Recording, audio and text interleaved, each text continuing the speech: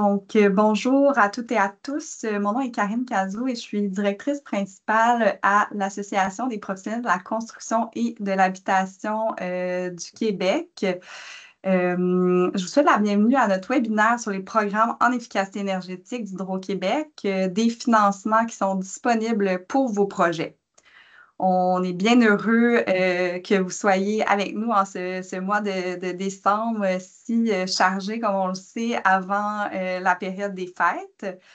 Pour nous, au fond, c'est la deuxième fois en 6 mois, on vit là, une périodicité assez régulière pour vous parler des programmes de financement parce qu'on sait que les conditions de marché en ce moment peuvent être difficiles avec des taux d'intérêt qui sont élevés. Normalement, on attend une baisse d'un quart de point là, la semaine prochaine, mais qui reste quand même des conditions de marché qui sont difficiles pour les entreprises en construction et en rénovation et aussi pour leurs clients là, qui subissent l'inflation. À la PCHQ, on cherche à soutenir l'industrie par différentes mesures de représentation auprès des gouvernements, mais aussi par le biais d'outils, partage d'informations, programmes pour favoriser la construction et la rénovation. Et ce qu'on sait également, c'est que le potentiel d'efficacité énergétique dans le bâtiment résidentiel existant est énorme.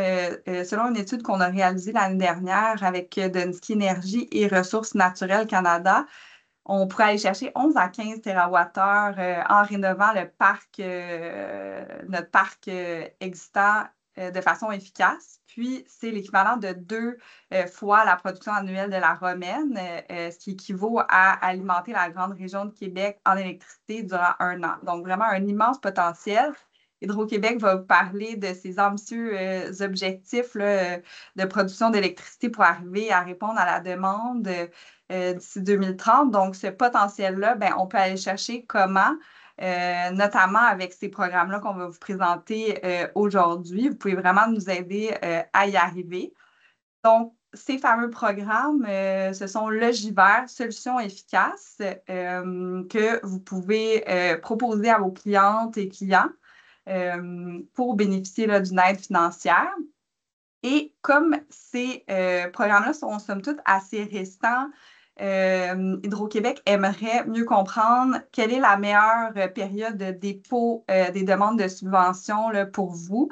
Donc, on va envoyer dans le chat un petit micro-sondage anonyme de 3 questions pour mieux comprendre vos types de projets et aussi la meilleure période pour vous. Donc, je vous invite à suivre le lien dans le chat, répondre à ces questions-là.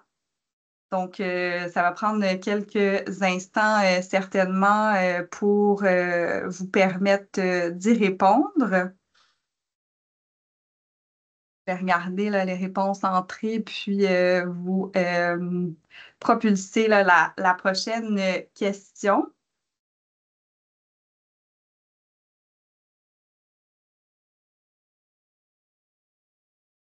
Et puis, au fond, durant cette période de réponse au sondage, on pourra vous présenter également qui sont nos présentateurs aujourd'hui. Donc, on a François Baron, qui est délégué développement de marché à Hydro-Québec. Il est dans ses fonctions de délégué dédié au gestionnaire immobilier au déploiement du programme Logivert. Il pilote la mise en place et le déploiement des partenariats stratégiques auprès des différents acteurs de l'industrie afin de les soutenir dans la réalisation, l'atteinte de leurs objectifs en décarbonation. Et il sera accompagné dans sa présentation par Jacques Bélanger, qui est représentant Logivert chez Groupe Marketing International. Et donc, comment ça va fonctionner? C'est qu'on va avoir une présentation des 2 programmes, l'un à la suite de l'autre. Et ensuite, on va répondre à vos questions. Donc, on aura là, entre 15 à 30 minutes de questions. On pourra rester avec vous jusqu'à 13h30. Et je le rappelle, le webinaire est enregistré. sera disponible sur YouTube.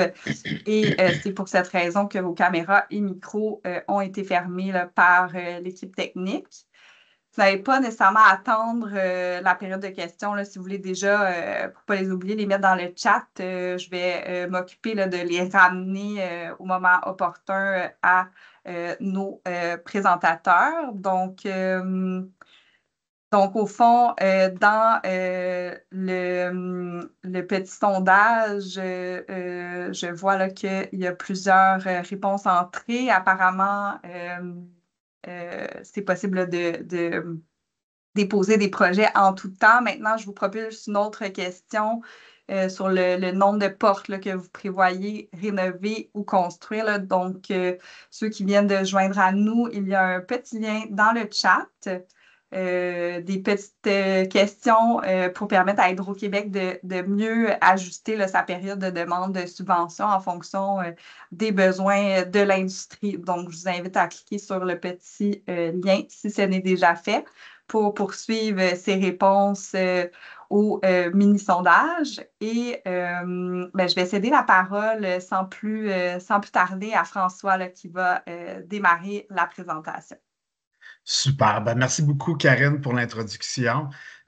Bonjour tout le monde, François Baron. Je ne me représenterai pas, Karine l'a bien fait. Euh, Ça me fait plaisir d'être avec vous ce midi.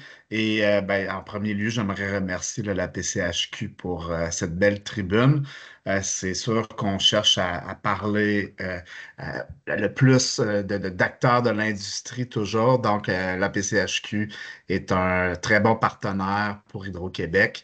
Ça me fait plaisir avec Jacques aujourd'hui, mon collègue, qui va pouvoir vous parler un peu plus tard du programme Logivert. Moi, je vais mettre la table. Je vais faire une petite introduction mise en contexte sur la situation d'Hydro-Québec, comme on le fait toujours. Ensuite, je vais vous parler du programme Solutions efficaces qui s'adresse un peu plus là, aux projets dits affaires chez Hydro-Québec. On parle de souvent le 20 portes et plus. Puis après ça, on va passer au programme Logivert qui a été lancé cette année en 2024, en avril, qui répond aux projets qui sont dits moins de 20 unités. Alors, et à la fin, comme Karine l'a bien dit, on prévoit une période de questions là, pour répondre à vos différentes questions. On va tenter d'y répondre le mieux qu'on peut, bien sûr. Alors, moi, je fais partie d'une équipe qui a été créée l'an passé chez Hydro-Québec, qui s'appelle l'équipe développement de marché et partenariat stratégique. Et notre rôle, c'est vraiment là, de venir s'asseoir avec tous les acteurs de l'industrie pour venir dynamiser l'écosystème là, des partenaires. Puis quand on dit partenaires, on parle d'architectes, d'ingénieurs, les différentes associations comme la PCHQ, les firmes de génie, les financiers, etc. Donc, on veut passer le message à tous ces acteurs-là, s'assurer que tout le monde parle le même langage et comprenne tous de la bonne façon là, nos programmes, nos offres et qu'on s'enligne là, tous dans la même direction pour atteindre nos objectifs en décarbonation. Donc, c'est un peu notre rôle. Moi, je m'occupe principalement du programme, du déploiement du programme Logivert et aussi des différentes associations de l'industrie et des gestionnaires immobiliers. Là, c'est ce qui tombe plus dans ma cour, mais j'ai avec moi des collègues là, qui travaillent principalement aussi dans les projets de nouvelle construction. Alors, on est tous dans la même équipe. Ensuite de ça, petit rappel, tout ce qu'on fait, là, ne pas oublier que la transition énergétique, là, c'est pour réduire collectivement les impacts des changements climatiques. Donc, il faut se préparer pour l'avenir. C'est déjà en cours, comme vous le savez tous, là, mais il faut déjà prévoir là, de nouveaux gestes là, pour la réalité du futur climat québécois et planétaire. Le plan d'action 2035. Alors, petit rappel ici, si vous voulez en savoir plus, sachez qu'il est disponible sur le site web d'Hydro-Québec. C'est évolutif, mais je vais faire les grandes lignes là, ce midi là, avant de passer là, au programme. Donc, notre trajectoire projetée d'électricité d'ici 2050, on parle de près de 200 TWh, jusqu'à environ 200 TWh de plus qui seront nécessaires pour atteindre la décarbonation à 100 qui est visée par le gouvernement du Québec. 200 TWh, à titre de référence, c'est l'équivalent de ce que Hydro-Québec produit aujourd'hui. Donc, on doit avoir un deuxième Hydro-Québec pour atteindre cet objectif-là. On revient un petit peu plus tôt dans le temps, à 2035. D'ici 2035, 60 TWh de plus seront nécessaires là, pour atteindre nos objectifs. Dans ce 60 TWh-là, il y en a 75 qui va être consacré à la décarbonation du Québec, le 25 qui reste pour la croissance économique. Et dans le 75 là, il y en a 40 qui est dédié à l'électrification du transport et la décarbonation des bâtiments. Donc, tantôt, Karine faisait mention là, de l'importance du secteur résidentiel, la nouvelle construction. Alors, c'est vraiment vrai. C'est une partie très importante dans l'équation là, pour atteindre nos objectifs là, en décarbonation. Donc, ça, c'est la réalité qui a été fixée par Hydro-Québec là, pour notre plan d'action 2035. On travaille avec ces chiffres-là. Mais on a un objectif de société, bien sûr. C'est pas juste à Hydro-Québec à mettre la main à la pâte, c'est à tout le monde dans l'industrie, aux citoyens. Vraiment, là, c'est le rôle de... Tout le monde a un rôle à jouer là-dedans.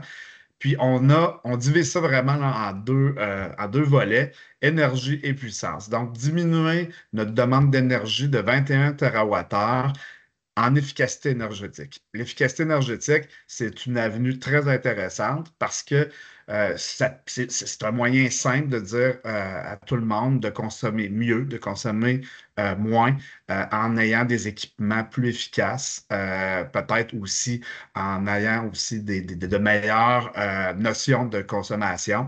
Alors, si on est capable d'atteindre cet objectif-là de 21 TWh en moins, en efficacité énergétique d'ici 2035, ben, c'est l'équivalent de 1 200 000 ménages là, au Québec, quand même pas banal. Et l'autre volet qui est important, c'est la demande de puissance. Donc, la demande de puissance, c'est souvent relié à ce qu'on entend là, avec les pointes hivernales là, qui deviennent problématiques sur le réseau. Donc, on demande à diminuer de 3500 mégawatts. 3500 mégawatts, c'est l'équivalent de la centrale Manix 5 et de la totalité de la Romaine combinée qu'on veut diminuer en puissance pendant là, les moments là, importants, bien sûr, là, pendant les pointes hivernales là, qui sont l'hiver. Donc, ça, c'est les deux objectifs principaux qu'on vise en efficacité énergétique.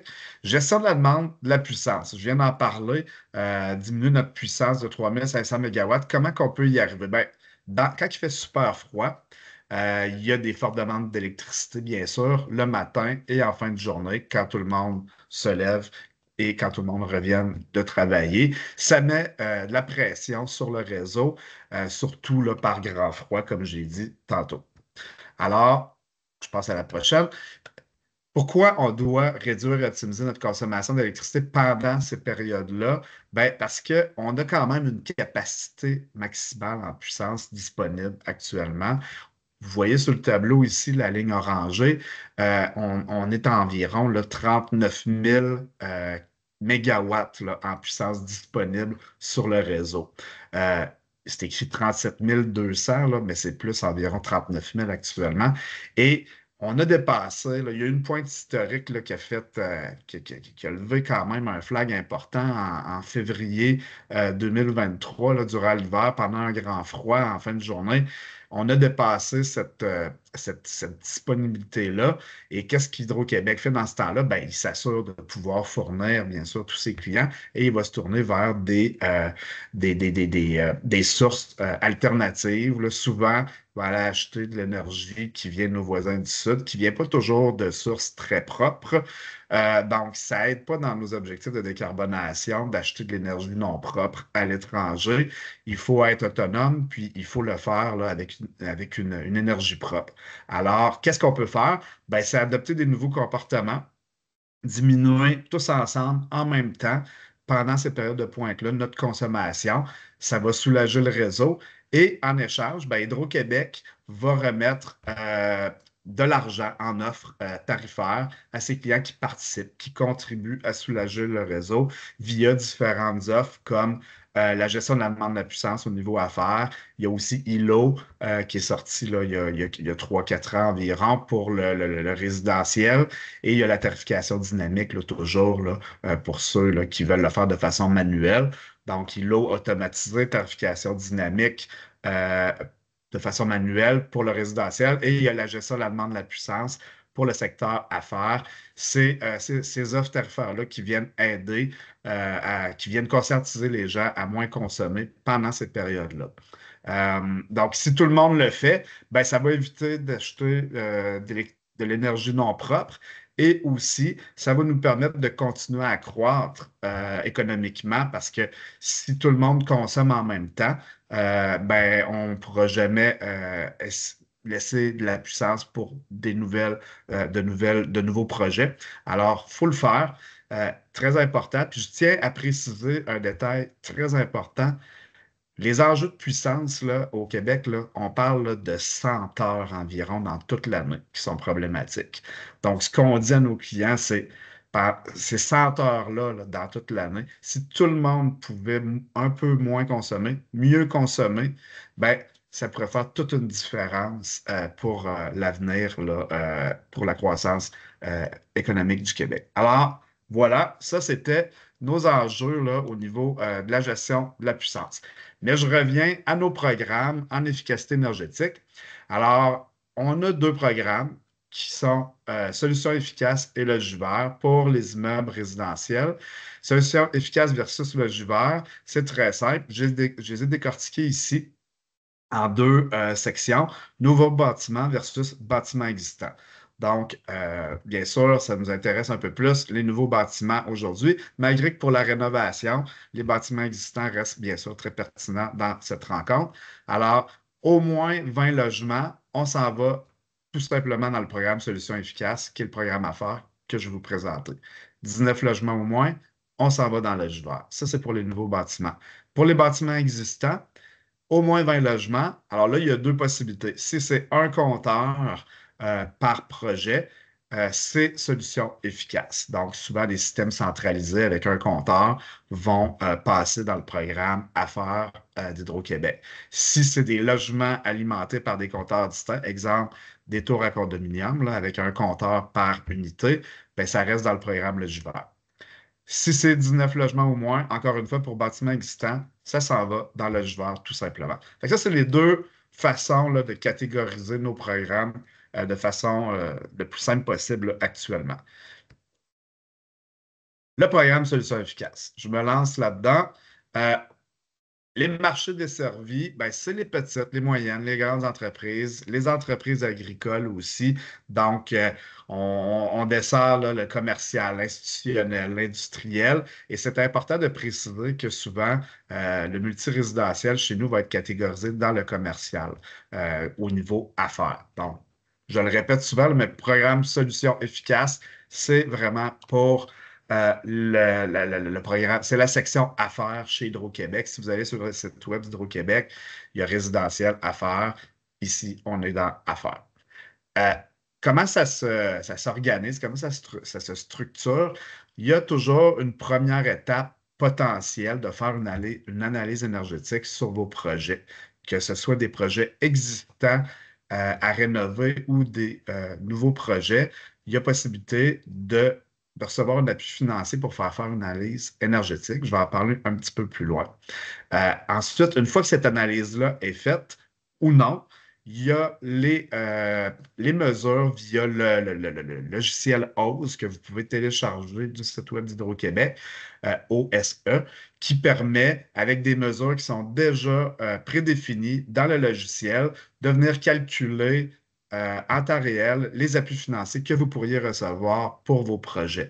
Donc, par exemple, vous construisez un immeuble de 50 portes. Vous voulez installer des thermopompes efficaces. Vous avez les modèles des thermopompes que vous allez installer. Ben, vous allez pouvoir les rentrer dans le logiciel et le logiciel va vous le calculer automatiquement comment vous pouvez recevoir en argent pour cette mesure-là.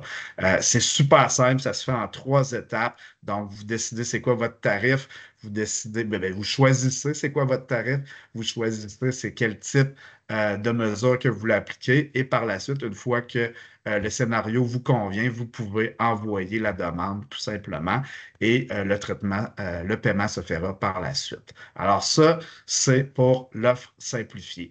Sinon, si votre projet sort des mesures qui sont disponibles, donc un projet sur mesure, il y a toujours, bien sûr, l'offre sur mesure qui est disponible. On parle jusqu'à 5 millions là, qui est disponible en appui financier sur mesure. Alors, c'est pas banal. Il y a des gros sous qui sont disponibles dans nos programmes. Ensuite de ça, ben, notre équipe technique est toujours disponible là, pour vous appuyer avec des services conseils pour vous aider à prendre les meilleures décisions. Et c'est pour ça souvent que l'analyse énergétique est très intéressante là, en première étape. Si vous voulez le faire, ça peut vous aider là, à faire les meilleurs choix. Ensuite de ça, les bâtiments admissibles, ben, bien sûr, doivent être situés au Québec. Ça va de soi. Je l'ai dit tantôt, là, les secteurs commerciaux, institutionnels, industriels ou agricoles sont éligibles au programme. Euh, tout, tout bâtiment existant, toute nouvelle construction, agrandissement, etc., peuvent se retrouver admissibles dans le programme et bien sûr doivent être alimentés par le réseau d'Hydro-Québec ou par un réseau autonome disponible, réseau municipal, coopératif admissible. Ensuite, qui peut participer au programme? Ben, on scinde ça en 2 catégories, encore une fois, soit nos clients ou soit un agrégateur. Un client, ben, ça va être le constructeur, ça va être le propriétaire d'un immeuble qui peut déposer sa requête, mais il peut être aussi accompagné par un partenaire comme une firme de génie, une firme en efficacité énergétique qui va l'accompagner. Et ce partenaire-là peut recevoir un incitatif financier aussi à participer avec vous dans cette demande. Tandis que l'agrégateur, lui, c'est souvent une entreprise qui présente un projet ben, pas en votre nom, mais pour vous, mais qui va tout gérer le projet. Donc, on parle là, souvent là, d'entreprises là, plus importantes là, qui vont pouvoir le faire pour un ou différents clients là, au nom là, de ces clients. Alors, ça, c'est les 2 possibilités pour participer au programme pour déposer des demandes.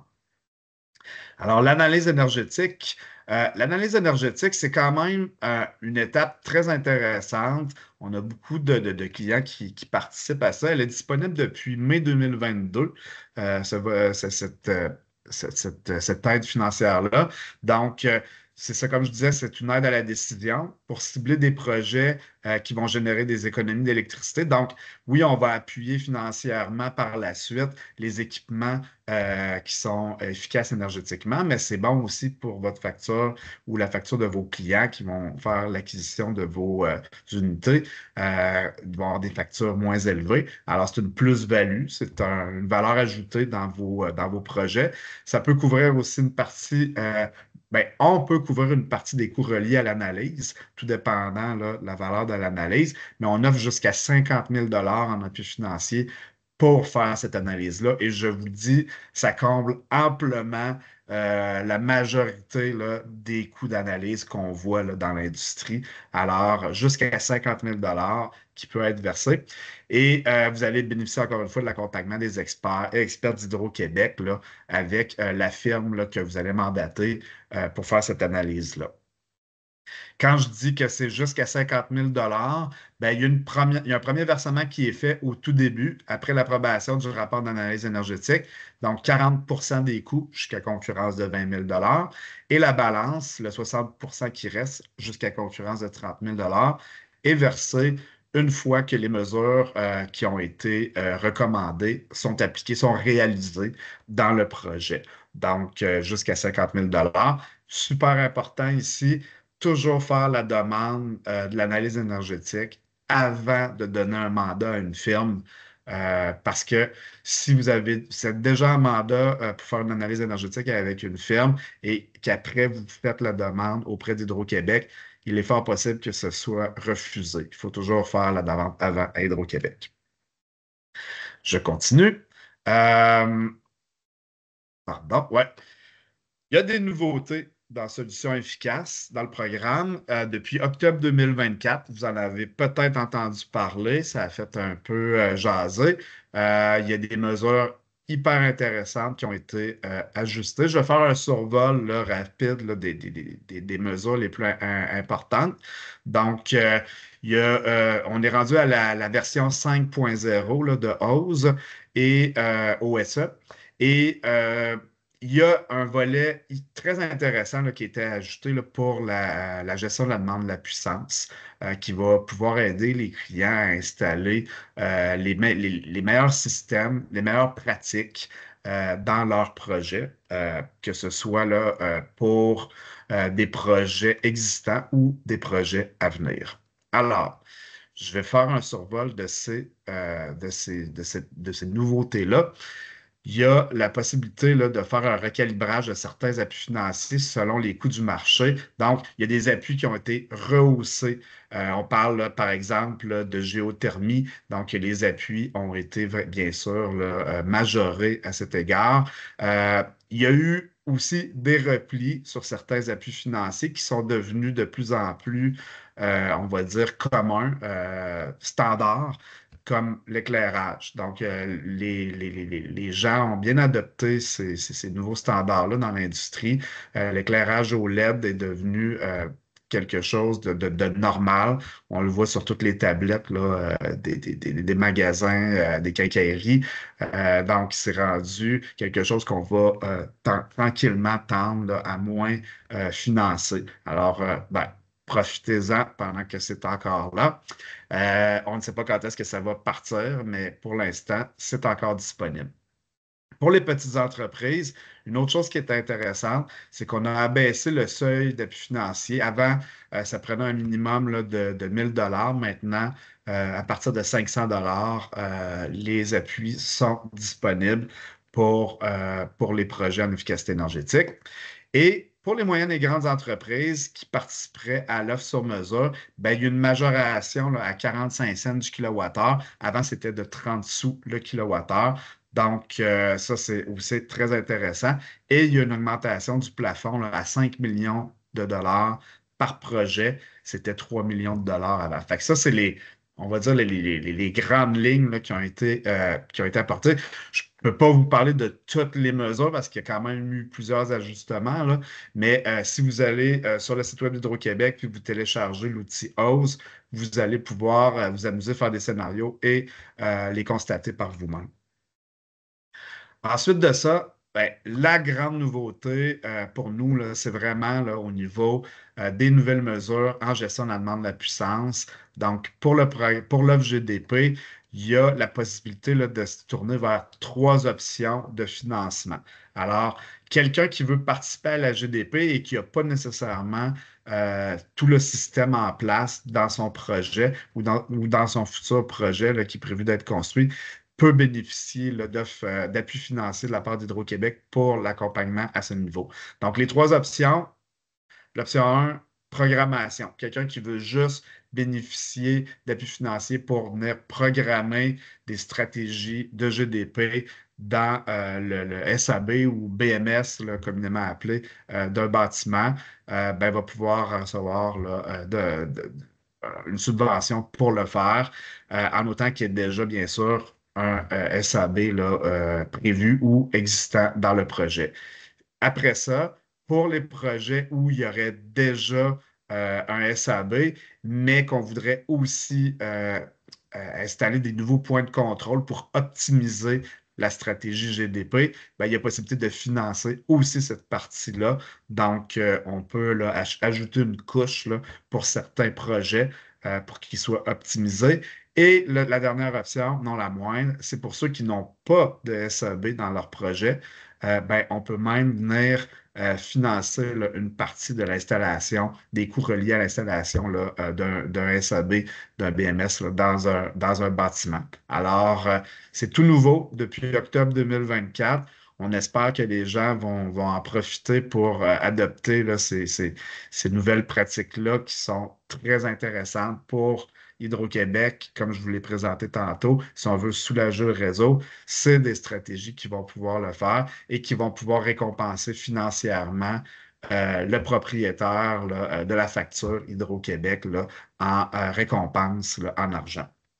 Donc, ça, c'est pour les nouveautés solutions efficaces. Les règles de transition de ce progrès, de cette mise à jour-là, donc à partir du 7 octobre 2024, là, ça fait déjà bien sûr 2 mois, la version là, est passée à hausse 5.0. Ceci dit, il est toujours possible pour ceux qui avaient déjà initié des projets là, avec la version précédente, là, hausse 4.1, de les faire. Mais sachez qu'il y aura une nouvelle version là, de hausse là, qui s'en vient, 5.1, une mise à jour là, en 2025. On n'a pas de date, là, mais il faut profiter, là, bien sûr, là, des mesures là, de 4.1 là, avant que la mise à jour soit faite. On laisse un délai à tout le monde pour le faire comme il faut. J'ai mis pour terminer pour la partie solution efficace, un exemple de projet parce qu'on me demande souvent d'arriver avec des chiffres. Donc, on a un de nos clients là, qui a accepté là, qu'on partage ses chiffres, ses résultats, les contributions qu'il a reçues, puis c'est quoi les gains en efficacité énergétique qu'il fait. Donc, je me permets de vous présenter aujourd'hui un projet de Rose Fellow. Euh, c'est un projet qui a été construit en 2023 qui s'appelle le 111. C'est un projet locatif de 270 unités. Euh, c'est pour vous donner encore une fois des repères, là. On peut participer à des projets, bien sûr, comme vous l'avez vu tantôt, là, un peu plus petits. Euh, 11 étages, 2 niveaux de stationnement souterrain. Euh, c'est un projet qui est à Ville-Saint-Laurent, là, à Montréal et qui a bien sûr là, participé à notre programme Solutions efficaces. Les chiffres, ben, le 111 en chiffres, là, il a reçu 1765 par porte en appui financier de la part d'Hydro-Québec. Donc, une subvention totale là, de 476 000 là, kilowattheure économisé dans le projet, 1,5 gigawattheure. C'est pas banal. Pour nous, c'est beaucoup d'énergie économisée. Très intéressant. Qu'est-ce qu'il a fait? Tout simplement des unités d'échangeur d'air et des thermopompes. Donc, subvention totale pour les échangeurs d'air. On parle là, de 136 524 pour un coût total des équipements de 280 000. Donc, on est venu subventionner là, quasiment à 50 le coût de ces appareils-là, de ces équipements-là, pardon. Et pour les thermopompes, on a subventionné près de 340 000 pour un coût total de 540 000. Fait que 63 qui a été subventionné sur le coût des équipements des thermopompes. Alors, je pense que c'est des chiffres qui parlent bien. C'est aussi des nouveaux standards qui sont demandés par l'industrie de plus en plus, par les financiers. Il y a des projets de loi, comme vous le savez, qui sont en cours à Montréal, au niveau du Québec, qui vont exiger qu'il y ait des meilleures cotations énergétiques. Alors, on s'inscrit dans cette lignée-là et ceux qui en bénéficient ben, ont droit, là, ont accès à des appuis financiers très intéressants pour atteindre leurs objectifs là, ESG ou de décarbonation. Alors ça, c'était un projet là, que je voulais vous partager aujourd'hui. Bon, j'ai complété ma partie. J'ai essayé de faire ça le plus vite possible. Je suis dans les temps, je pense. Puis avant de passer la parole à mon collègue Jacques pour vous parler de Logivert, j'aimerais juste vous rappeler, comme Karine le fait en tout début de rencontre, qu'il y a un sondage là, qui est en cours là, en live là, en même temps que notre présentation pour justement là, mieux comprendre là, vos besoins puis avoir une meilleure réactivité là, euh, au niveau là, des programmes, des services qu'on offre à nos clients. Alors, c'est dans le Slido. Vous pouvez le retrouver dans le chat. Il y a un code QR pour ceux qui se sont joints à nous un peu plus tard. Vous pouvez cliquer dessus et répondre à ces 3 questions-là, quand même très facile à répondre. C'est de l'information privée. On garde ça pour nous. et ça ne sera pas partagé. Alors, voilà, j'ai terminé ma partie. Je vais vous revenir à la fin pour la conclusion et la période de questions. Donc, je cède la parole à mon collègue Jacques. Merci. Merci François. Tu m'entends bien? Très bien, merci. OK, c'est bon. Merci, François. Alors, bonjour tout le monde. Encore une fois, mon nom est Jacques Bélanger. Je suis le représentant commercial pour Logivert. Donc, je vais essayer moi aussi d'aller assez rapidement. Je vais juste quand même gérer un peu vos attentes tout de suite au départ. Il n'y a pas vraiment de nouveauté dans le programme Logivert. Donc, si vous êtes déjà au courant, si vous l'avez déjà utilisé, si vous avez déjà eu des présentations, c'est à peu près la même sauce. C'est juste qu'aujourd'hui, ce que je vais faire, c'est un petit résumé de tout ça, un survol des différentes facettes du programme. Vas-y, François, s'il te plaît. Voilà. Donc, le programme s'adresse, en fait, on l'a divisé en 3 sections. Il y a d'abord la section qu'on appelle clientèle résidentielle, donc qui s'adresse à tous les propriétaires et locataires. J'ai laissé cette partie-là à la présentation puisque vous êtes probablement vous-même propriétaire d'une maison, immeuble ou locataire à la limite. Donc, il y a peut-être possibilité pour vous-même de bénéficier de l'aide financière de Logivert. Et il y a une section deuxième qui est les entreprises d'installation. Je vais faire un survol très rapide parce qu'on est intéressé beaucoup plus aujourd'hui à la troisième section qui est les entreprises de construction et habitation neuve. Ce que j'aimerais dire avant... Oh, juste revenir un petit... Oui, merci. Ce que j'ai juste mentionné avant d'aller plus loin, puis je risque de le répéter, on me pose souvent la question, qui est-ce qui fait la demande pour l'aide financière? Alors, dans le premier volet, clientèle résidentielle, ce sont les propriétaires ou les locataires qui font la demande d'aide financière. C'est très important. Donc, je suis propriétaire d'une maison, je fais installer une thermopompe chez moi, je vais avoir une facture et c'est moi qui est responsable de faire la demande d'aide financière à Hydro-Québec. L'entreprise d'installation et entreprise de construction, ce sont les entreprises qui font les demandes d'aide financière. Alors, on va les revoir un peu plus loin, mais je voulais quand même au moins démystifier ça tout de suite au niveau de la clientèle résidentielle. C'est beau, François, merci. Donc, les habitations admissibles, on les a mis sous forme de pictogrammes. Vous allez les voir tout au long de la présentation. Donc, vous pouvez voir les maisons, les copropriétés, les multiplexes, les immeubles résidentiels de 19 logements ou moins ou les appartements des immeubles résidentiels de 20 logements et plus. Et vous allez retrouver ces pictogrammes-là au cours de la présentation. Juste une petite... Excuse-moi, François. Excuse. Une petite note que j'ai aussi souvent en question pour ceux qui sont propriétaires d'un chalet. Est-ce que c'est admissible? La réponse est oui, en autant qu'il est habitable 12 mois par année et qu'il est chauffé au niveau électrique. Évidemment, les programmes d'hydro ont pour but d'économiser des kilowattheures, donc en chauffage principalement, qui représente environ 50 de votre facture d'électricité.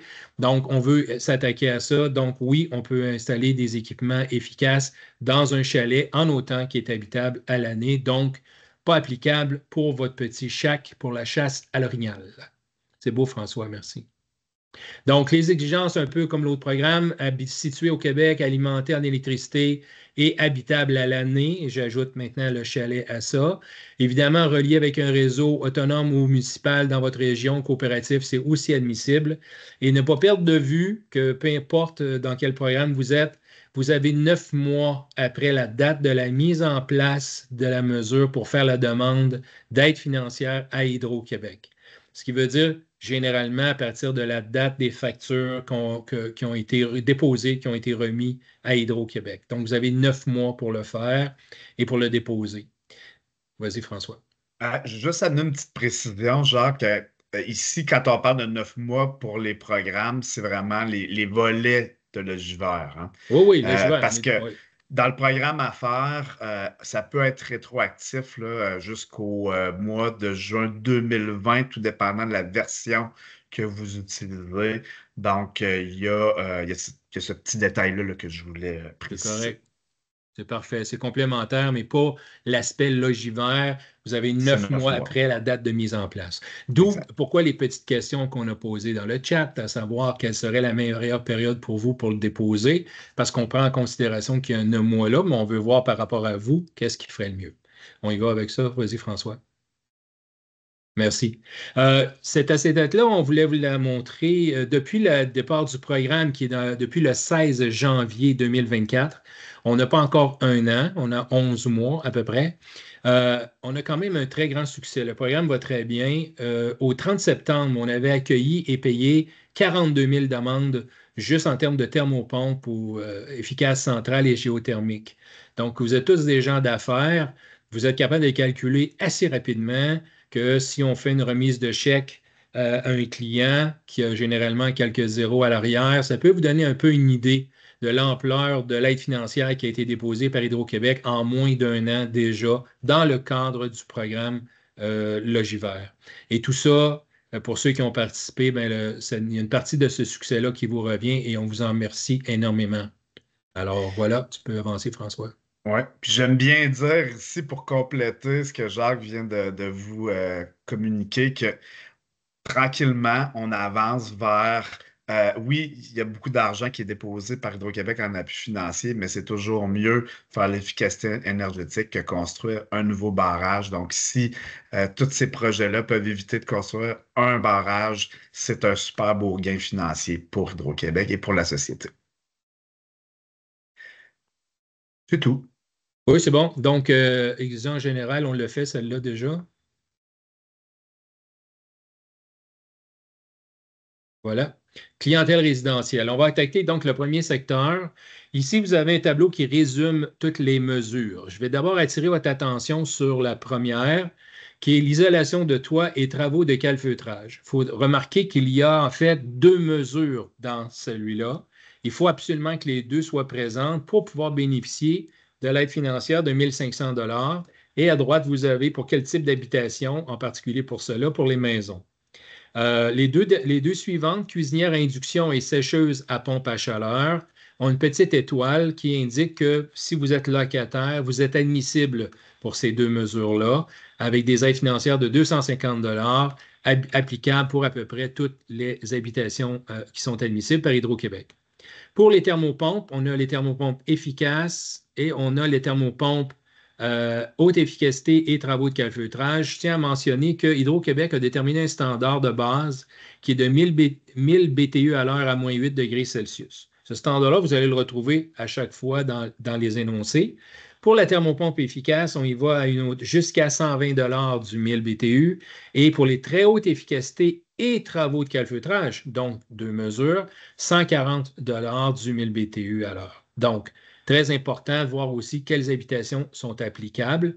Et je rappelle encore une fois que ce sont les propriétaires ou locataires dans le cas des cuisinières et sécheuses qui font la demande d'aide financière et qui reçoivent le chèque d'aide financière dans la section clientèle résidentielle. On a une dernière mesure, les pompes efficaces et capteurs solaires thermiques pour les piscines. On parlait de Noël tantôt, fait qu'on est loin un peu de nos piscines, mais peut-être pour l'année prochaine, si vous avez l'intention de faire des modifications à votre installation, bien, il y a une aide financière qui est là pour ça. Donc, des pompes efficaces, évidemment, à 300 $ d'aide financière et des capteurs solaires thermiques. Donc, applicable pour les maisons et les immeubles résidentiels de 19 logements et moins. Donc, ça couvrait, ça résume la portion clientèle résidentielle. Et on va s'en aller un petit peu plus loin. Pour le secteur résidentiel, toujours, il y a aussi une bonification qui est toujours disponible. Vous avez deux options, en fait, qui s'additionnent. D'abord et avant tout, si vous devenez un client, si vous ne l'êtes pas déjà, là, si vous devenez un client de ILO, la personne doit être inscrite. Vous allez pouvoir bénéficier d'une aide supplémentaire de 25 %, qui est très important à comprendre que le 25 % s'applique sur l'aide financière qui vous est remise. Donc, ce n'est pas sur le montant de la facture, mais sur l'aide financière qu'Hydro-Québec vous remet. Et supplémentaire à ça, un 5 % si vous faites plus qu'une mesure. Donc, 25 plus 5 %, dépendamment si vous faites plus d'une mesure dans votre résidence ou votre logement. Donc, cette bonification-là est disponible. Excuse-moi, c'est bon, est disponible. Entreprise d'installation, donc celui-là, je vais aller un peu plus rapidement. Avec le tableau résumé, on a trois mesures, principales mesures, la thermopompe géothermique, les accumulateurs de chaleur et les accumulateurs de chaleur et thermopompe centrale. Donc, si on y va en thermopompe géothermique, on est à 750 $ du 1000. pour les maisons multiplex et résidentielles de 19 logements et moins. On est toujours dans le bâtiment existant ici. Accumulateur de chaleur, 15 000 $, donc applicable dans les maisons, et accumulateur de chaleur et thermopompe centrale, 22 000 $ applicable sur les maisons. Je rappelle encore une fois qu'au niveau des entreprises d'installation qui vont travailler à installer, vendre et installer ces équipements-là chez un client, c'est eux qui vont faire le dépôt de la demande d'aide financière à Hydro-Québec. Donc, tu peux changer l'acétate, s'il vous plaît. Ils bénéficient aussi d'une rémunération incitative. Donc, s'ils installent des accumulateurs de chaleur, ils peuvent avoir une bonification supplémentaire de 1 000 $ une fois qu'ils ont déposé et reçu l'aide financière au départ de l'accumulateur de chaleur. Ensuite, peuvent déposer une nouvelle demande pour avoir la bonification. Si vous êtes des installateurs, Hydro-Québec aime bien les recevoir juste une fois par mois, pas à chaque fois, vous en faites une.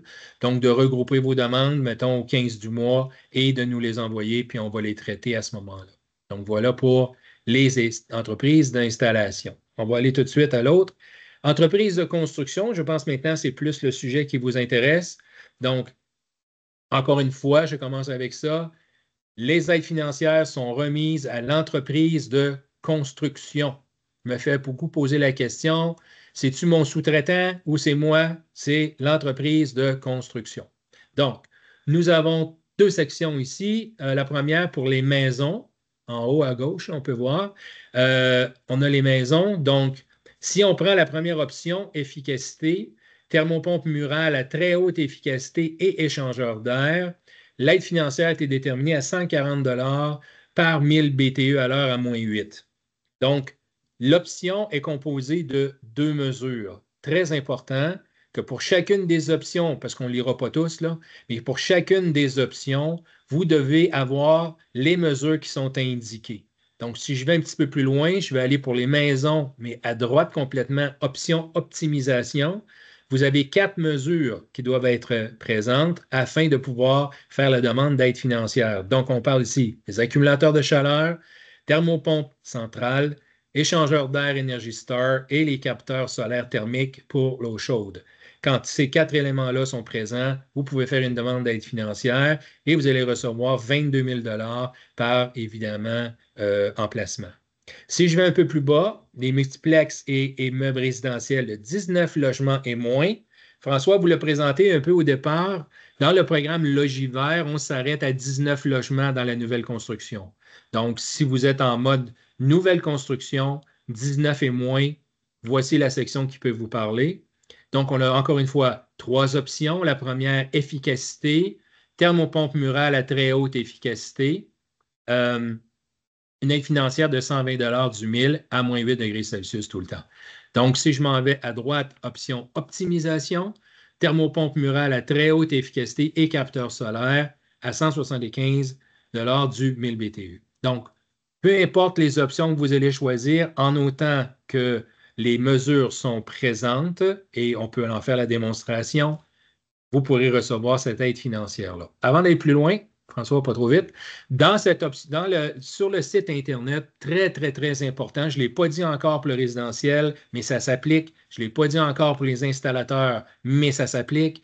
Et ça s'applique certainement aux entreprises de construction. Je vous recommande fortement d'aller chercher le guide du participant. Et sur le site Internet, vous allez aussi retrouver la liste des thermopompes admissibles. J'ai vu passer une petite question tantôt dans le chat là, qui demandait c'est quoi des aides financières. Ils sont déjà déterminés. Donc, les listes sont mises à jour régulièrement. On a, par exemple, le numéro de modèle, le numéro AHRI, si vous connaissez ça, et on va même indiquer l'aide financière qui va être remise pour ce modèle-là. Donc, avant d'aller de l'avant et d'installer des choses dans vos constructions, vous assurez évidemment qu'ils font partie de la liste d'Hydro-Québec et qu'ils sont admissibles. Donc, très important. Au niveau résidentiel, il y a une liste. Au niveau des installateurs, la même chose. Et il y en a une, évidemment, pour les entreprises de construction. Alors, voilà pour ce tableau-là. Si tu veux aller à l'autre, peut-être. Oui, voilà. Merci. Donc, pour vous, en entreprise de construction, il y a 2 possibilités de bonification. La première, si vous installez des thermostats intelligents soit un central ou soit dans les pièces habitables, vous pouvez bénéficier d'une aide financière de 15 % sur l'aide financière. Donc, ou 25 % pour les équipements intelligents qui incluent les thermostats intelligents et une borne de recharge électrique intelligente. C'est un ou l'autre, donc 15 % ou 25 %, et j'explique encore, de l'aide financière qui vous est remise et non pas à partir de vos coûts. Donc, ça, c'est présentement toujours en vigueur avec votre programme des entreprises de construction. Peut-être aller, voilà. Donc, oh, OK, c'est beau. Rapidement, renseignement, fournir une demande complète. La plupart du temps, lorsqu'on reçoit une demande, si elle est complète, elle est traitée rapidement. On a mis un petit tapis rouge pour les entreprises parce qu'on est très conscient que vous supportez un inventaire ou en tout cas les entrepreneurs ou vos gens qui vont faire le travail supportent un inventaire. Donc, on veut avoir le paiement assez rapidement. Par contre, quand elle n'est pas complète, bien, on la met en mode, on va dire, anomalie là, pour le moment. Et on vous envoie un courriel pour vous aviser qu'il y a un problème. Moi, je pensais qu'on pourrait utiliser cet acétate pour un peu apprendre de nos erreurs. On va le dire comme ça, vous avez entendu cette expression-là. Et c'est applicable pour les trois secteurs, autant résidentiel, installateur que constructeur. J'aimerais que vous ciblez la première à gauche, photo claire et lisible. Donc, photo claire et lisible, surtout pour vous au niveau de la construction, si vous lisez le guide du participant, vous allez voir que ce qu'on vous demande, c'est de nous envoyer des photos. Bon, d'abord, il faut les déposer, les photos. Ça arrive qu'on reçoit un dossier, il n'y a pas de photos dans le dossier. Et ça, c'est un problème parce que là, on vous renvoie un courriel. Le temps que vous voyez un peu ce qui se passe, qu'est-ce qui ne marche pas. Là, il faut retourner sur les lieux, prendre des nouvelles photos, revenir au bureau, downloader ça. On parle de peut-être une semaine, 2 semaines, dépendamment d'où vous avez fait le travail. Donc, c'est très important parce que ça retarde l'émission de votre chèque.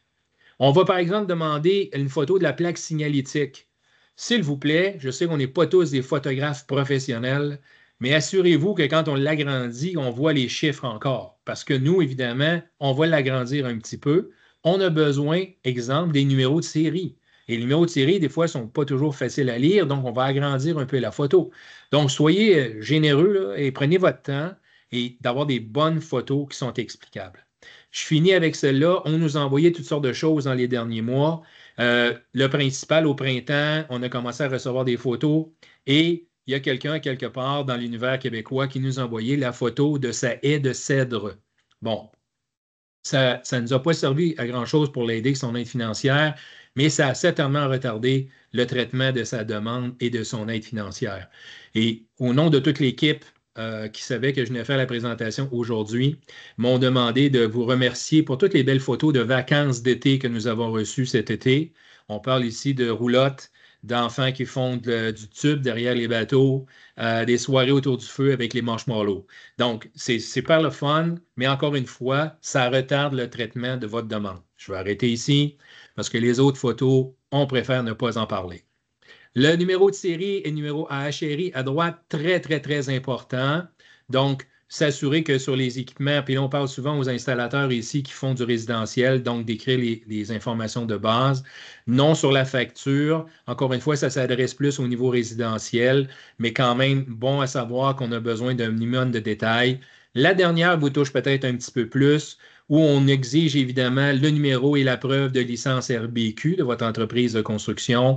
On exige aussi évidemment le permis de construction, etc. Donc, les informations sont écrites ici. J'ajouterais simplement en dernier lieu, ce n'est pas sur le tableau, mais je ne traite pas moi de dossier, mais je parle quelquefois à quelques reprises avec les gens qui le font. J'ai posé des questions au niveau des entreprises de construction, donc les dossiers qu'on reçoit. Il y a deux petites anomalies ou choses qui ressortent à l'occasion. La première, c'est de vous assurer quand vous déposez vos documents qu'il y a un lien qu'on peut vous identifier avec la construction. Autrement dit, le permis, l'adresse, votre entreprise et tout ça. Donc, est-ce qu'on voit clairement que c'est vous qui faites la construction de la résidence? On va parler d'une résidence. Donc, qu'il y a un lien dans la paperasse que vous nous envoyez. Sinon, ben, ça devient une anomalie et on vous demande plus de détails, plus de preuves. Aussi, ce qui est manquant à l'occasion, c'est de simplement, à la fin complètement, ajouter dans votre demande la date de fin des travaux. Quand est-ce que vous avez terminé la nouvelle construction? Donc, 2 petits éléments supplémentaires que je vous ajoute à ce beau tableau-là. Merci, François. Donc, je reviens à l'importance des guides du participant. Vous en avez 3, un pour le résidentiel, un pour les installateurs et un pour la nouvelle construction. Je suis certain que vous avez déjà tout lu ça, mais je vous recommanderais de le relire une deuxième fois et de vous assurer, parce qu'on vous donne beaucoup de détails sur qu'est-ce qu'on veut avoir comme document, qu'est-ce qui doit être déposé sur le site, etc. Je peux changer la... Voilà. Donc ici, vous avez évidemment notre site Internet. Vous pouvez aller là, et les clients peuvent le faire aussi au niveau résidentiel, mais certainement en construction. Vous pouvez aller faire valider votre montant d'aide financière parce qu'il y a une calculette. Vous pouvez déposer votre demande d'aide financière. Vous pouvez créer votre profil, déposer vos demandes et évidemment, avec votre courriel, s'il y a des anomalies, c'est là qu'on va vous les retourner. C'est beau, tu peux changer. Ici, comment nous rejoindre? Ben voilà, il y a 2 façons. Là, ici, nous, on est au niveau des entreprises. Fait que je vais commencer avec ça.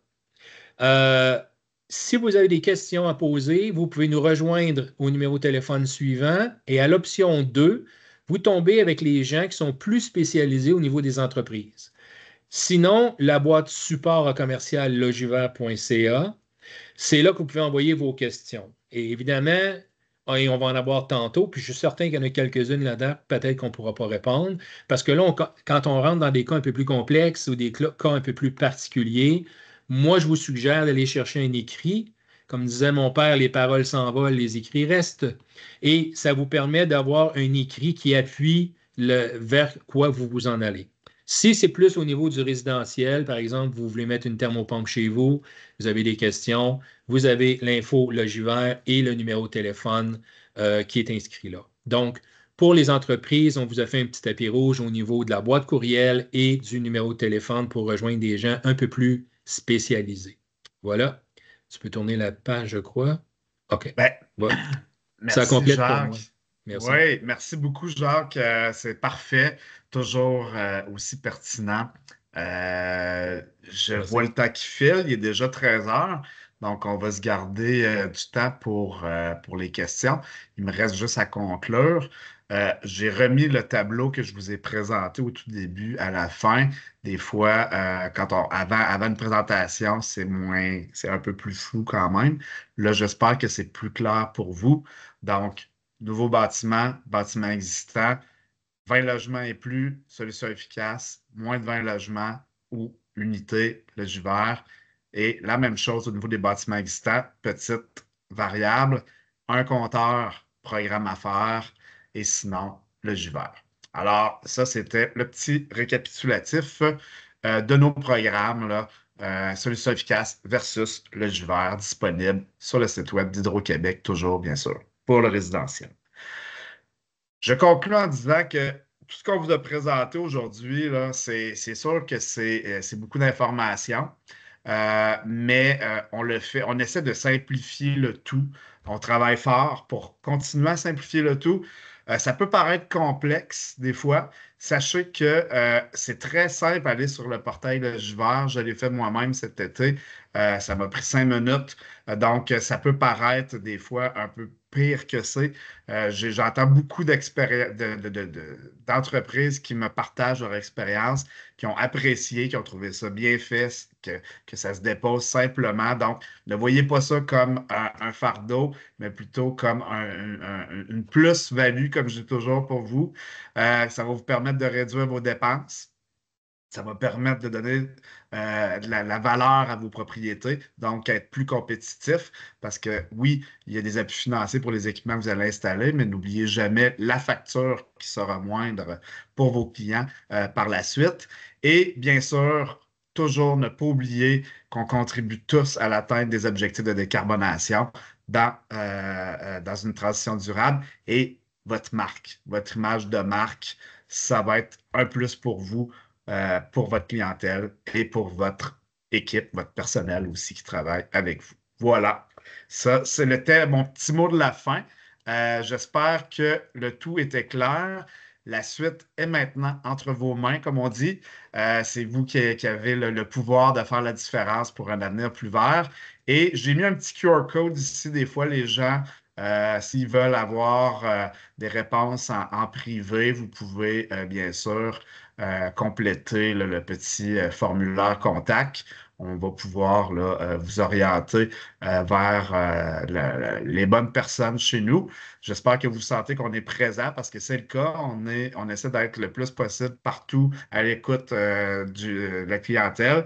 Puis voilà, ceci dit, maintenant la parole est à vous. Je recède la parole à Karine là, pour faire la période de questions. Fantastique. Ben, merci, messieurs. C'était très intéressant.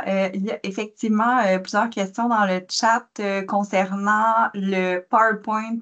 J'ai répondu en vous donnant l'accès à la page web d'Hydro-Québec qui présente les programmes parce que comme les programmes, justement, sont en évolution, une présentation PowerPoint pourrait devenir rapidement désuète et vous induire en erreur. Donc, on vous partage le lien pour être mis à jour constamment. Vous avez vu aussi les numéros de téléphone, les tapis rouges dont Jacques parlait. Donc, il y a définitivement des canaux qui sont là pour permettre de répondre à vos questions. Et le webinaire sera également présent sur YouTube. Donc, normalement, vous allez avoir toute l'information à portée de la main là, pour pouvoir compléter vos demandes. Ben, c'est intéressant d'avoir remontré là, l'organigramme ou le graphique avec les différents critères là, il y a quelques instants, François, parce qu'il y avait une question justement sur la date limite là, pour qu'un bâtiment soit considéré comme nouvellement construit si c'est un bâtiment là, qui a été construit, là, par exemple, dans les années 80 ou 90 et qui a eu d'importantes rénovations en avril 2024, dont des thermopompes à très haute efficacité. Est-ce que ça serait admissible? Une question de Muriel. Oui, c'est une très bonne question parce que il y a tout le temps une petite zone grise là-dedans, donc c'est à évaluer, c'est du cas par cas. Mais oui, s'il y a eu des rénovations dites là, majeures, ça pourrait être considéré là, dans la catégorie nouveau bâtiment. Ouais. Je ne peux pas Parfait. donner de réponse beaucoup plus claire que ça parce que c'est à évaluer, là, bien sûr, là, par un agent, là, par l'équipe, là, pour être sûr là, que ça répond bien aux critères. Ouais. On parlait de 19 logements et moins, hein, c'est ça? Oui, dans plusieurs de ces questions-là, effectivement, OK. oui. Bon, juste pour compléter peut-être un peu, François, Oui, vas-y, Jean. effectivement, ça dépend un peu. Hein. Par exemple, le bâtiment, en fait, il était déjà existant. À la base, un existant, ça tombe dans la section résidentielle. Et nouvelle construction, nouvelle construction. Par contre, quand on strip un bâtiment, excusez-moi le langage, mais quand on strip le bâtiment, bien, on le strip jusqu'à quel point?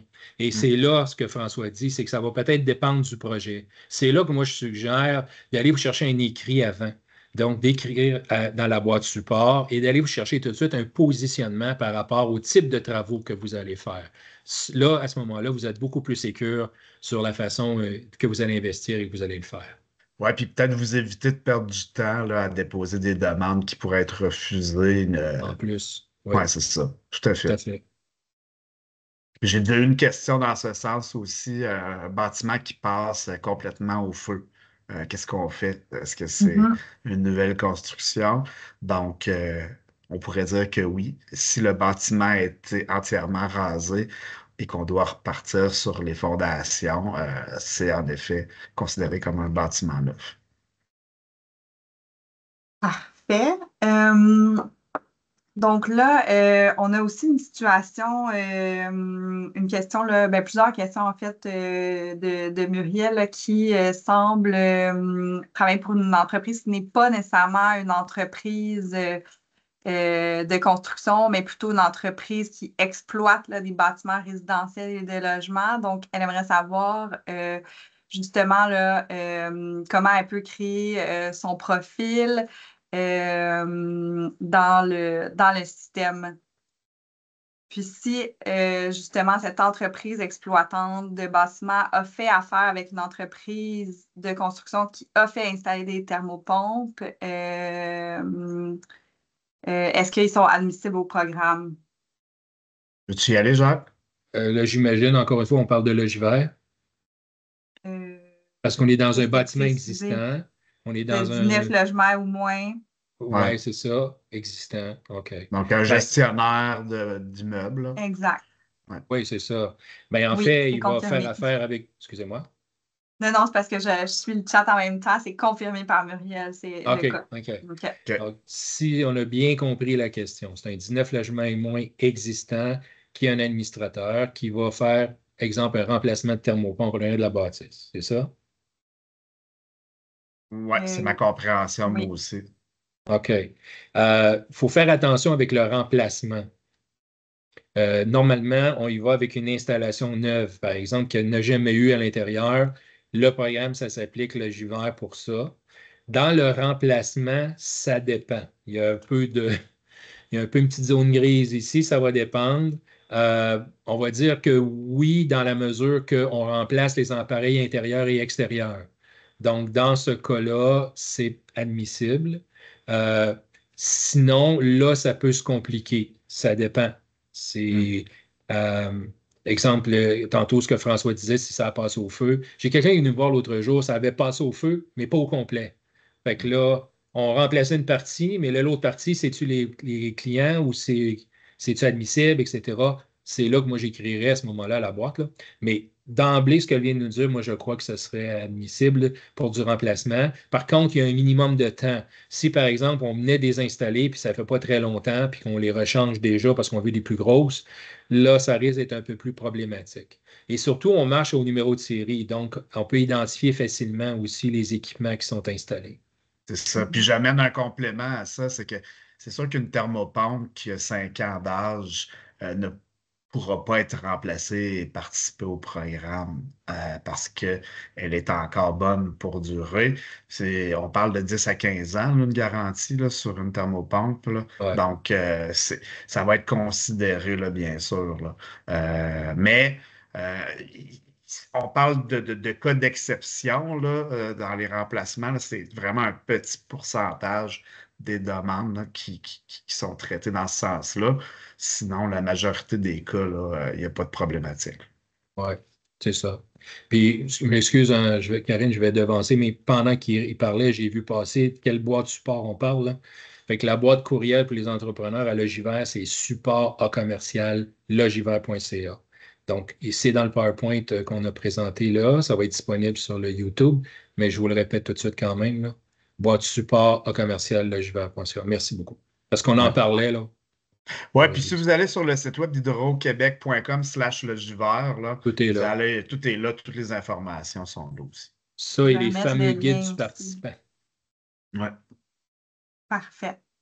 Merci. Puis, on avait une autre demande, là, justement, qu'on est exploitant de bâtiment, puis on se fait demander là, par plusieurs différents propriétaires de remplir des demandes. Est-ce que c'était possible d'avoir une seule personne avec plusieurs sous-profils là, pour faciliter la gestion des dossiers? Très Euh, bonne question. Excuse, vas-y, François. non, non, non, non, vas-y, t'étais bien, tu semblais bien parti. Ben, très bonne question, mais la réponse est non. En fait, ça dépend. Si on est en mode de propriétaire unique dans chacun des logements ou des condos, c'est chacun qui va faire sa demande. Il y a des gens, par exemple, j'ai rencontré beaucoup d'entrepreneurs qui vont vendre à des personnes âgées qui n'ont même pas d'ordinateur et d'Internet. Fait Mhm. qu'ils leur ont rendu service, puis ont fait quelque chose pour que ça puisse fonctionner, on s'entend. Mais normalement, ça doit originer de la bonne personne avec les bons courriels, les bonnes informations. Parfait. Est-ce que le chauffage du garage compte dans le calcul du tonnage en géothermie? Euh, si si c'est sur le même compteur, oui. J'aurais tendance à dire. Je ne suis pas un expert là, à cet égard, là. Mais c'est ça. Ce qu'on va regarder, c'est la consommation au compteur. Donc, c'est ça qui compte en termes d'efficacité énergétique. Euh, C'est pas Jacques. Ouais. Ouais, je m'excuse, François. Madame, Karine, c'est-tu possible de me juste la relire la question, que je comprenne bien, là? Ouais, peut-être que Par je l'ai rapport au. moins bien compris, en effet. Oui. Est-ce que le chauffage du garage compte dans le calcul du tonnage en géothermie? Ah, OK. En géothermie, ce qui est important de comprendre, c'est les parties habitables qui comptent. Donc, par Hmm. exemple, on ne pourrait pas avoir une géothermie pour le garage uniquement. Il n'y a pas personne Le qui habite man dans. cave, ça compte pas? Excusez-moi? Le man cave, c'est une blague. Le man cave, ça compte pas? Euh, je vais embarquer dans la blague, je vais dire non, malheureusement, mais ça ne compte pas. Non, en fait, il faut que ce soit des sections habitables. Donc, la maison, que la géothermie et le garage, est-ce que ça compte dans le calcul? Bien, ça, vous allez le voir avec vos entrepreneurs, mais normalement, ils devraient calculer juste l'habitable. ouais. Mais D'accord. pour le tonnage, en effet, c'est ça, puis ça va dépendre encore une fois de l'utilisation du garage, hein. Bon, mais oui, en Oui, effet. oui. C'est comme, je vais Parfait. ajouter, c'est comme la piscine. La géothermie, c'est pas applicable à la piscine. Exact. Une, euh, une entreprise doit-elle avoir obligatoirement un numéro d'entreprise, un NEQ et un numéro de taxe pour pouvoir déposer une demande? Toujours à l'ogivaire. L'histoire ne le dit pas, mais c'est toujours le même code de l'immeuble résidentiel, donc On oui. va assumer que je. Oui. L'ogivaire, on est populaire, je trouve ça super intéressant. Euh, Effectivement, vous devez avoir les bons numéros. Donc, votre numéro de NEQ, entreprise de construction, vous devez avoir tous vos bons identifiants et ils doivent même être déposés lorsque vous faites des demandes. On les demande. Donc, oui. Ça, c'est pour le volet entreprise de construction. Construction, oui, je suis en Ouais, construction, mais pour les ouais, installateurs, par exemple, on demande quand même leur NEQ, ouais. évidemment, d'installateur. Euh, Mhm. Même Mais chose. par exemple, pour un propriétaire, je dis ça comme ça, là, mais qui a un triplex qui veut passer dans le volet clientèle résidentielle, n'a pas Ouais. besoin d'avoir un NEQ là, ou Non, quoi que ce non, soit. Ouais. non. Et du côté affaires, c'est la même chose. Si vous êtes un client, vous n'avez pas besoin d'un NEQ pour faire une demande au niveau affaires. Pas nécessairement. Vous pouvez être propriétaire d'un immeuble sous votre nom.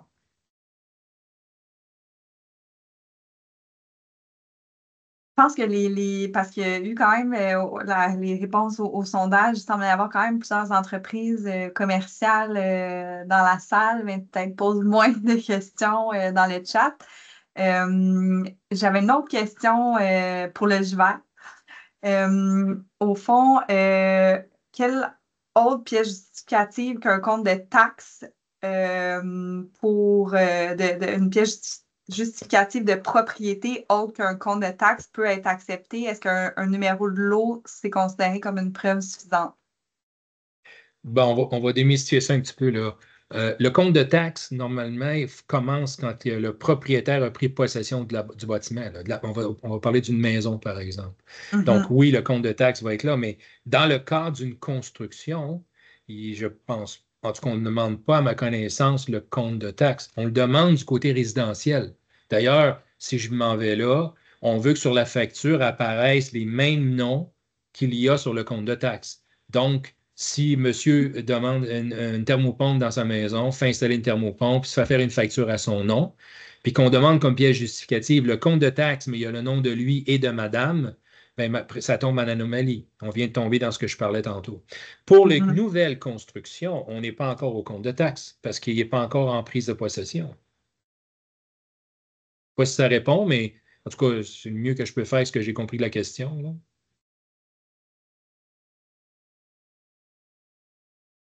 Allez voir si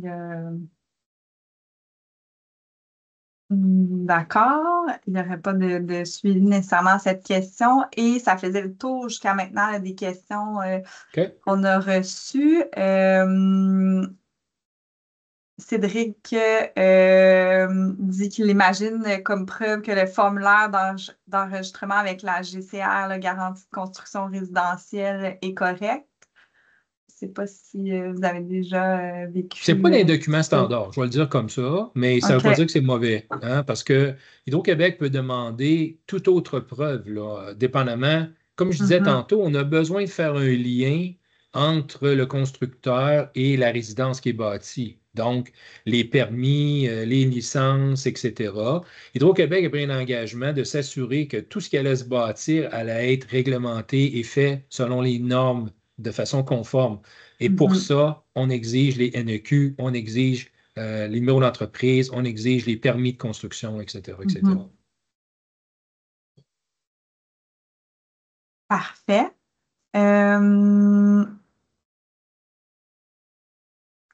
Ça, je ne suis pas certaine, Jessica, là, si c'est une nouvelle construction, ils fournissent quels documents? Je pense qu'il faudrait peut-être clarifier la question, là. Ah ben, en fait, je répondrais simplement, s'il vous plaît, allez chercher le guide du participant. Parce que dedans, on a la liste, on a un beau carreau avec toutes les informations qui sont nécessaires. Vous avez une belle liste de tout ce qui est nécessaire. Tout est là. OK, c'est ça. Donc, Jessica précise une nouvelle construction qui n'a pas encore son compte de taxe. Non, c'est ça. Donc, c'est le constructeur qui va faire la demande d'aide financière à Hydro-Québec et j'irai dans le guide du participant pour voir quels sont les documents qui sont exigés. Et toute la liste est là, c'est très, très clair. Il y a plusieurs éléments, c'est pour ça qu'on ne peut pas répondre ça ici. Parfait. Donc, le guide du participant, au fond, accessible à travers le lien que j'ai partagé, Logivert. Oui. Donc, vous pouvez aller directement là, y accéder par ce lien. Tout à fait. Quand vous allez accéder, vous allez voir 3 icônes qui représentent ce qu'on a parlé aujourd'hui, résidentiel, installateur et nouvelle construction. En cliquant sur nouvelle construction, vous allez trouver le guide du participant qui est propre à votre section. C'est des documents PDF. Oui, puis c'est des documents PDF, voilà. Qui peuvent être téléchargés. Donc, Parfait. Donc, ben, je peux mettre déjà, je m'y suis rendue, donc je vais remettre dans le chat le lien direct vers là, pour les nouvelles constructions. Donc, vous aurez le lien un petit peu plus direct. Puis, effectivement, le guide du participant PDF arrive rapidement dans la page. Donc, vous allez pouvoir y accéder. Puis, comme vous l'avez mentionné tantôt, là, c'est pourquoi qu'on ne partage pas les documents là, de la présentation, c'est tout simple. Et les guides du participant, c'est parce qu'il peut y avoir des mises à jour là, qui sont faites là, régulièrement. Donc, c'est toujours mieux d'aller sur le site web pour aller chercher de l'information à jour. D'ailleurs, ce que j'ai compris, la vidéo qu'on fait présentement va être 6 mois sur YouTube, je crois. Il ne faut pas oublier que sur le site Internet, par exemple, nos listes de thermopompes sont mises à jour trimestriellement à peu près, 3-4 mois. Deux fois par année. Ouais. En tout cas, au moins 2 fois. Fait que les choses peuvent varier. C'est pour ça qu'on... Parfait. Bien, je pense qu'on a répondu à toutes les questions. Donc, on vous invite peut-être une petite dernière fois à répondre au mini-sondage d'Hydro-Québec pour savoir les meilleurs, quel type là, de demandeurs vous êtes, puis à quel moment là, soumettre vos demandes là, de subvention. Donc, il y a 3 mini-questions. Si vous n'avez pas déjà répondu, on vous invite à le faire. Et on vous remercie de votre présence aujourd'hui. On met la webinaire en ligne et puis vous aurez un petit courriel post-webinaire de notre part. Voilà. Ben, merci beaucoup pour l'invitation. Merci beaucoup. Oui. Merci beaucoup à tout le monde. Bonne fin de saison de construction avant que ça gèle trop. Oui. Et joyeuses fêtes. Ça, c'est un beau mot de la fin. Joyeuses fêtes. Joyeuses fêtes. Merci.